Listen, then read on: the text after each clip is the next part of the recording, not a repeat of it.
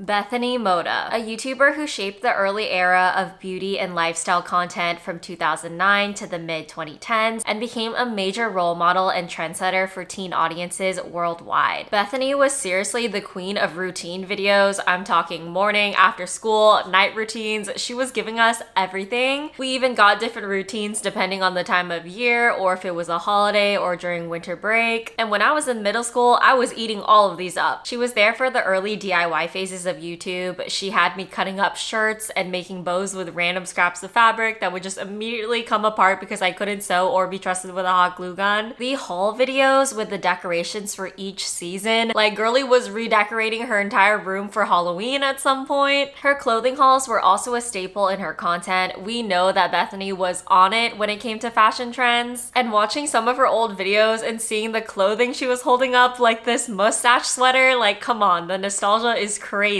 I remember being like 12 and just wishing that I had adult money so that I could buy absolutely everything that she was showing. But now that I'm actually an adult with adult money, I realized that I should probably not do that, and I should probably be more smart with my money and more mindful of the environment. But of course, I still want to look cute. So that brings us to today's video sponsor, ThredUp. A huge thank you to ThredUp for sponsoring today's video. ThredUp is an online consignment and thrift store where you can choose from thousands of items at affordable prices, with all of them being secondhand. So not only are you able to get a good deal, but you're also being good to the environment. I am a handbag girly. Any special occasion or celebration for myself, I have been buying myself a bag. And high quality goods can get pricey, but thankfully with ThredUp, I've been able to shop smarter and not sacrifice any quality bars. I'm so excited to show you guys the designer items I got for a fraction of the price. I got these cute and comfortable Gap jeans. The jeans estimated retail is $90, but you guys, I got them for $8.49. I'm not joking. And they hit me at the right length as a short girly, which I was able to know ahead of time because of the petite sizing filter on ThredUp. I've also been having a moment with the color green, so this cardigan from J. Crew really spoke to me. The estimated retail being $50, but I got it for $7.49. The deals were truly dealing. And this next sweater is from Vince, with the estimated retail being $295. But girl, I got it for $24.99 and it's in perfect condition. And I gotta give the bag her full moment. This Kate Spade shoulder bag estimated was $383, but I got it for $71.99. I love the print because it's a little different and fun, and the discount made it a no-brainer, and the quality and condition is literally perfect. And the shirt I'm wearing right now is also from ThredUp. It's an Ann Taylor loft blouse that was estimated at $70, but I got it for $9.99. Like seriously, can we just have a moment to like appreciate these sleeves? They're so cute. Shopping on ThredUp was so stress-free. I was able to put in my sizes for everything, so I knew what I was seeing would fit me and be the right length, since I'm only 5'2" and most regular bottoms are way too long for me. Short girlies, you know the struggle. You're able to search for specific brands, which is super helpful in getting started, seeing things that I knew would be around my style. I also love that if you see something you like, you can easily shop for similar pieces. You can filter your search based on the condition of items you want to see, because ThredUp inspects each item to make sure that they categorize it correctly, so there won't be any surprises. And arguably the best part of it all is that you can shop knowing you're making more sustainable choices and helping reduce waste by choosing to go secondhand over fast fashion. Shop hundreds of brands for a fraction of the price, all in one place. Tap my link in the video description and use code Justine50 to shop my ThredUp faves and receive 50% off your first order plus free shipping. And with that, let's get back into the main video. Bethany has continued being a YouTuber throughout all of these years, although she has taken some breaks along the way and ventured off into doing other creative projects. In this video, we'll be going over her entire journey on YouTube with all of her successes, controversies, why she left for a bit, and how her relationship with content creation has evolved, and what she's been up to ever since. And with all that said, let's get into it.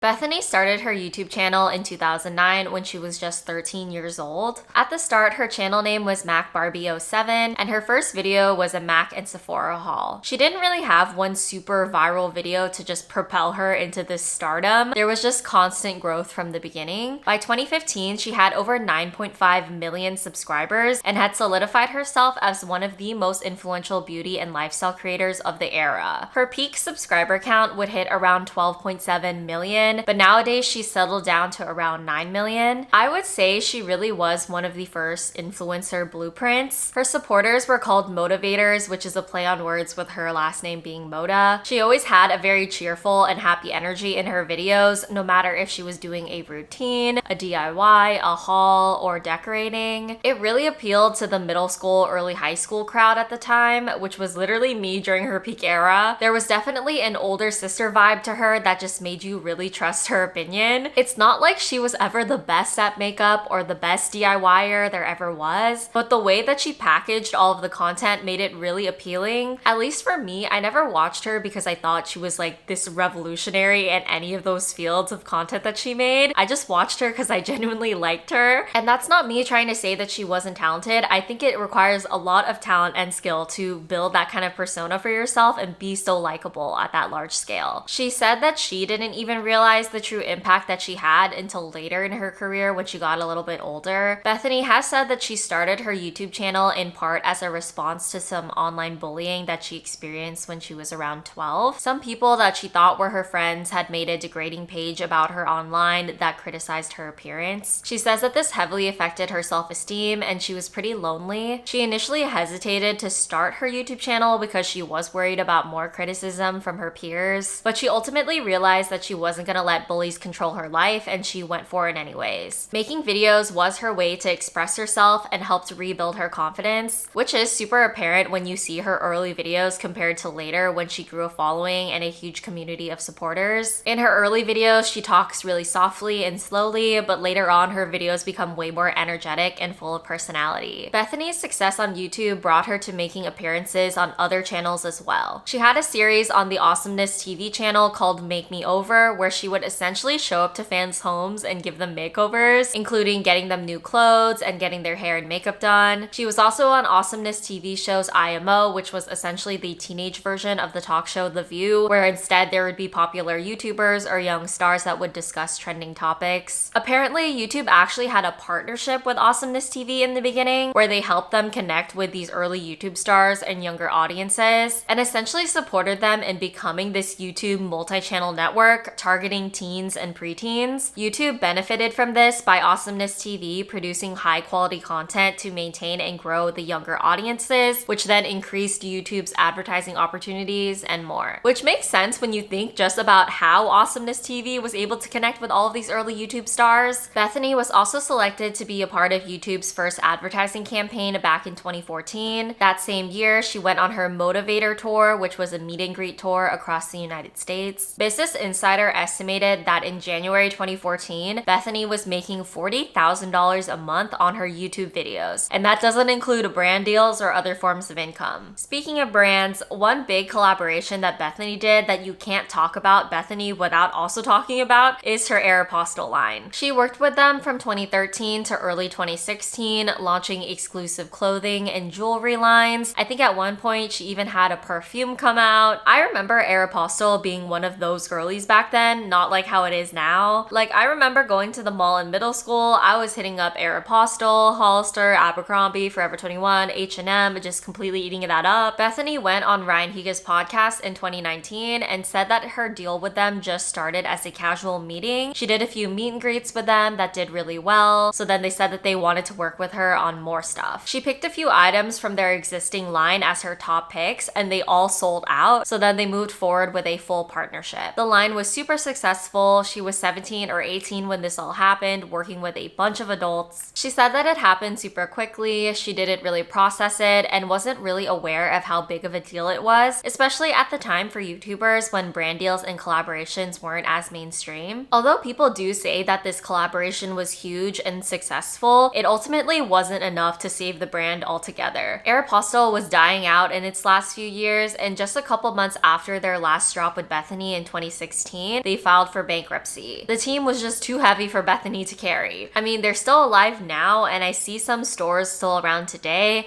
but they never really became that popular again. Honestly, that could be a whole other series if you guys want me to get into it, where I talk about all the retail chains that are dying out. Like, shout out to Forever 21. Anyways, Bethany is also a singer. In 2014, she released a debut single called Need You Right Now that actually charted in Denmark. And then in 2015, her song Be Who You Wanna Be came out, and since those releases, she also has been featured in Kurt Hugo Schneider's YouTube channel doing different song covers like for Flashlight and Speechless. Throughout the years, she has said that she's kind of been working on music stuff, but she hasn't released anything since. It's giving that she has a high quality bar for what kind of music she releases now. She doesn't want to just release stuff to release stuff. Bethany's had many TV appearances on the news or on talk shows like Ellen. I won't be able to cover every single appearance. She was a guest judge on Project Runway for season 13. She's been on Celebrity Undercover Boss. But most notably, she was on Dancing with the Stars for season 19 and actually made it to the finals and finished in 4th place, which honestly is really cool and impressive. This happened also in 2014, by the way. That year was very eventful for her. She was named one of Time's 25 most influential teens for 2014 and 2015. She won Choice Web Star Female at the Teen Choice Awards for 2014 and 2015, and Choice Web Star Fashion Beauty for 2016. She also won the fashion program at the Streamy Awards for 2014. She's also done reporting, like with the Nickelodeon Kids' Choice Awards in 2014 for Entertainment Tonight. She interviewed different stars like Bella Thorne, Lea Michele, and literally Zendaya. And speaking of interviews, in 2015, she interviewed Obama after his State of the Union address. At the time, she was chosen to represent young digital creators as part of a White House initiative to reach out to a broader audience. That same year, she also gave talks about anti-bullying. Girlie was everywhere talking to everyone. Oh, and she also wrote a book in 2017 called Make Your Mind Up, My Guide to Finding Your Own Style, Life, and Motivation, where she shared tips on life and love, but also DIYs, recipes, and style hacks, and also personal stories from her life. She promoted it on her channel with a book trailer where she sees her past self getting bullied at school and then hands her a copy of the book. But in the clip where she hands the book over, it's so obviously green screened. You can clearly see it if you look around the edges of the book and notice that the cover is not under the same filter that everything else is in that scene. You'd think that they could afford some better movie magic there. Around 2017-2018, Bethany's audience did notice a shift in her content. It became a little less personal with more skit-like videos that were meant for a larger and more general audience, probably an effort to please the YouTube algorithm. I feel like it's kind of a tale as old as time by now in all of our YouTube history recaps, where OG YouTubers reach a phase where they're just making content that is disconnected from where they started because they're hyper-focused on what's going to perform well and the YouTube algorithm is just different. It also kind of reminds me about the BuzzFeed skit videos of the time as well. She also did more collab videos around this time, like with Kian Lawley, Lore DIY, Alicia Marie, and even Logan Paul. I feel like the collab videos were definitely meta on YouTube for some time. So even though she was still posting on her channel, a lot of her OG fans noticed the shift and there was a little bit of a disconnect. But I wouldn't even say it was that crazy of a flop or anything, because this is just what a lot of the mainstream big YouTubers were doing at the time. Despite there being more of a disconnect, her views were still very much up. In 2019, she had around a 6-month period where she left YouTube, which at the time was her longest break. When she comes back, she says that her break wasn't intentional. She was just focusing a lot on life stuff and working on some things that she's excited to share in the future. And those things end up being her jewelry brand, Atom&Matter. It officially goes on sale in November 2020, and it's a demi-fine jewelry brand focused on self-expression. It was a sustainable line with their jewelry being made out of recycled silver and natural gemstones. And the name is supposed to represent the fact that we're all connected by what we're made of and we can all relate to each other in some way. They had a give back program where they partnered with organizations who help girls in underdeveloped communities by providing career growth resources. I never had any items from her jewelry line, but if you did, please let me know what you thought of them and the quality, because I am curious. The brand kind of just goes silent on social media around the end of 2021 with no direct explanation as to why, but Bethany has addressed the end of the business in more recent years, which we'll get into later in this video. Now getting into some of the controversies that Bethany had throughout her career, she did have a Nicki Minaj makeup tutorial where she essentially does blackface by applying a foundation that's darker than her natural complexion to achieve a deeper skin tone. She didn't get called out for when this happened. The internet back then was a different place, and she was also really young. Even though I'm sure it came from a place of ignorance versus malicious intent, it was still definitely wrong of her to do. I'm sure she knows it since the video is no longer on her YouTube channel. This actually only came to light because Shane Dawson called her out on it years later while he was complaining about being called out for his history on the internet. I'm also not 100% sure when her video originally came out since it was was deleted off of her channel and re-uploaded by some random person. But based on the background of the video, I think it could be around 2011. In 2017, Bethany was sued by the media company Studio 71. They alleged that Bethany did not meet the requirements of their contractual agreement, which said that she was going to go to Hawaii, create videos, and post to promote a skincare brand in exchange for $325,000. The skincare brand was not named in the lawsuit, but people online believe it to be Hawaiian Tropic, which is a sunscreen brand that she had posted about that same year. But again, it being Hawaiian Tropic, completely alleged. In the lawsuit, Studio 71 state that Bethany didn't hold up to her end of the deal because the videos she made for the brand didn't include footage of her in Hawaii. They also complained about her dad, who was also her manager, saying that he was acting like a diva, demanding things, and counseled Bethany to avoid her contractual obligations. Her team had offered to include shoutouts to the brand in an additional video, but nothing her team was suggesting was appeasing them, since all the suggestions that they had didn't include them using Hawaii footage. I don't know if it's because they just didn't film anything in Hawaii, which means that they weren't doing the job that they were supposed to do while they were in Hawaii. So Studio 71 sued her for breach of contract, fraud, and some other claims, and stated that they wouldn't have to pay her because she didn't hold up to her end of the deal. Bethany's attorney denied the claims and said that Studio 71 was only making a fuss about all of this to avoid paying her. The result of this lawsuit was not publicly available online, so I don't know how it ended up resolving, but the $325,000 for a few sponsored posts is actually insane to me. I would assume if you got a deal that big that you would care more about getting the deliverables right, but sometimes working with brands can be confusing and things can get switched up and not transparent to the creator. I don't feel like I have enough context to know who really was right or wrong. All I can say is, again, wow, $325,000 is crazy. There was also a rumor that she stole Jeffree Cosmetics makeup and tried to resell it online. I'm like 99.99999% sure that that is just a rumor and completely false, but if you want to look into it more, you can go ahead and Google it yourself, but I'm not going to talk about it because I just think it's just fake. Other than these things, I couldn't really find any major controversies involving her besides people accusing her of being fake for relatability, which